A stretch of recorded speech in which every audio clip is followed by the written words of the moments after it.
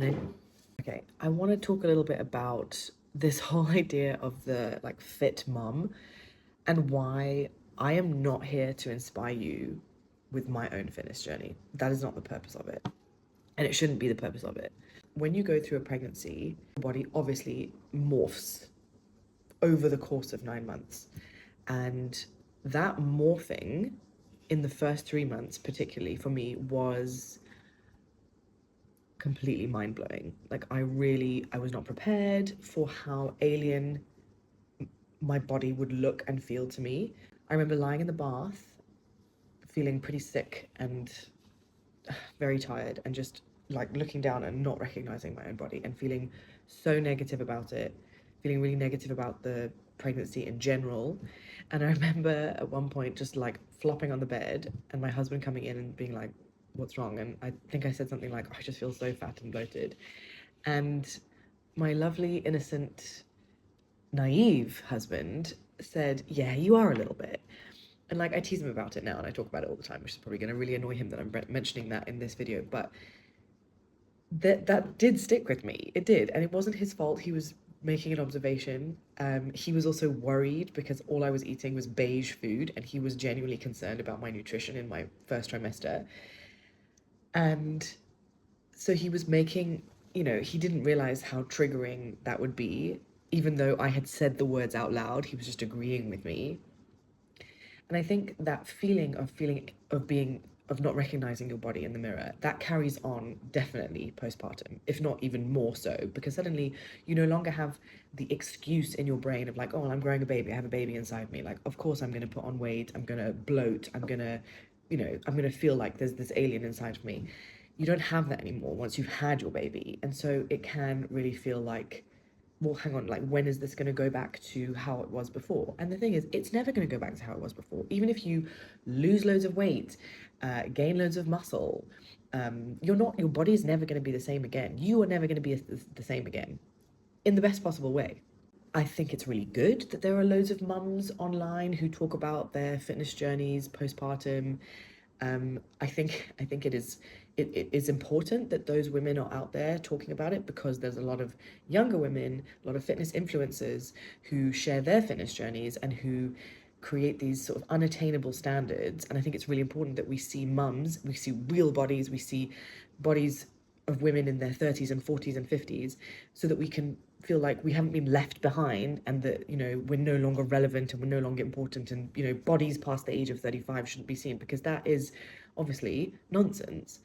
But having said that, I don't feel like my fitness journey should inspire anybody else, particularly in terms of aesthetics.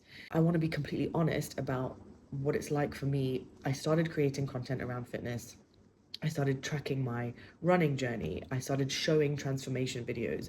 And I'm very proud of those transformation videos, but I also have this, I'm very conflicted about them because I feel like they feed into a narrative of bouncing back, which is just not, I don't buy into that concept at all. The thing about fitness and strength and body transformations, it's not linear. And to be honest, in the last few weeks, I've had a bit of a stressful time with other things going on in my life, and I have not been as good in my nutrition, and I feel like I don't feel as good in myself, and I suddenly feel like I don't have the right to post videos about transformations and reaching fitness goals because I've been in a bit of a rut. I'm still going to gym, I'm still running, but I feel like I don't live up to those standards that I started to create for myself, and that is what has made me stop and be like, okay, then something has to change, because that's nonsense. I should not have imposter syndrome about posting about my fitness journey just because it doesn't look as aesthetically perfectly lit and linear, as in like I'm constantly going in one direction. It doesn't have to look like that. We need to be more realistic if we're really truly going to try and represent the realities of postpartum health, fitness, nutrition, and our relationships with our bodies. I definitely thought that I needed to look a certain way in order to legitimately share fitness content and post stuff about my fitness journey, which is, you don't.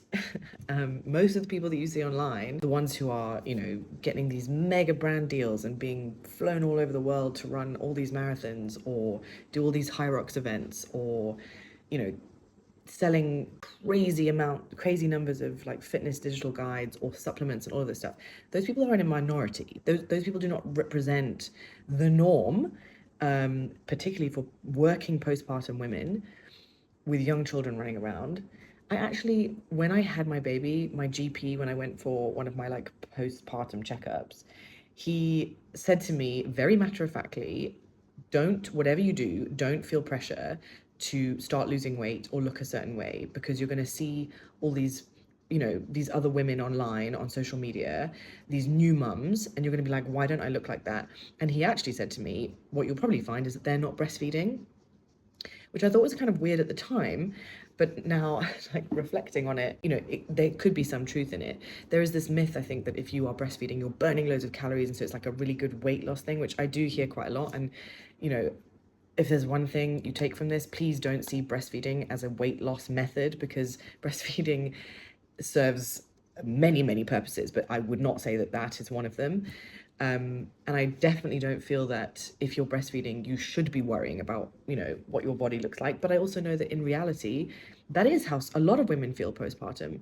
And you definitely can start looking at your nutrition and looking at your calorie intake if you want to when you're breastfeeding. It shouldn't be something that you're worrying about.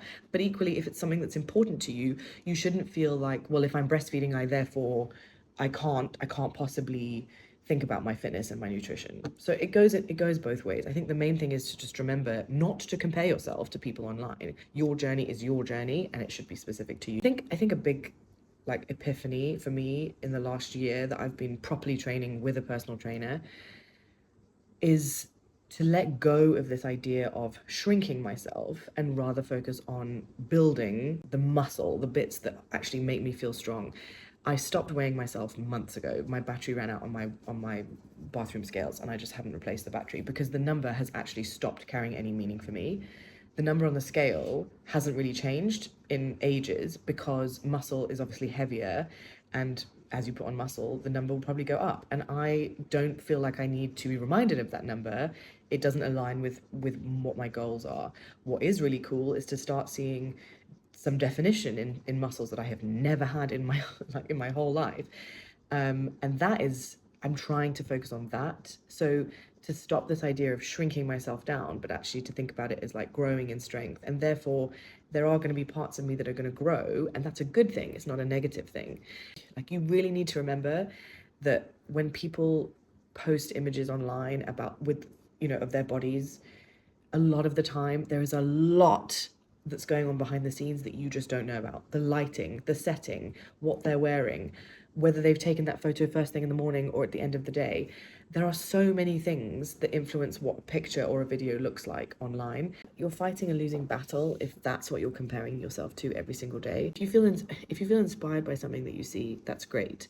But just know that you're only seeing a tiny bit of the story, and your own journey is likely going to look pretty different. I think a lot of the time as well, like, we forget that the things that make you feel better in your body are kind of boring. They're the same things that we've known for forever.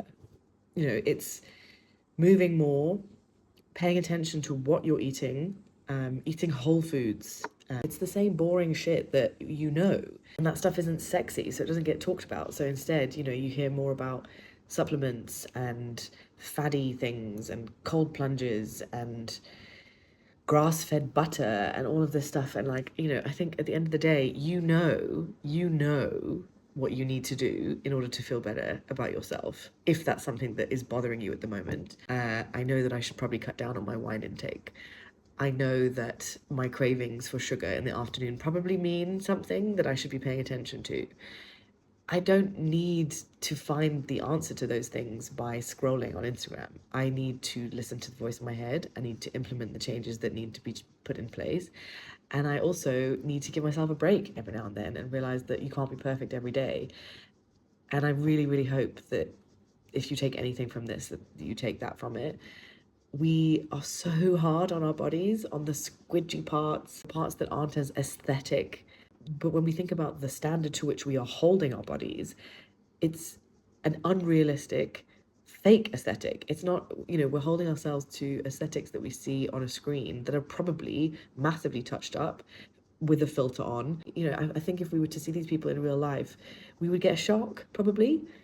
So that's why I'm not here to inspire you in your fitness journey. I'm here to tell you maybe a little bit about what I'm going through and the fact that I get imposter syndrome all the time, and I have loads of weaknesses, so many weaknesses, human normal weaknesses like you have, and yet here I am, you know. So just, yeah, I'll see you tomorrow.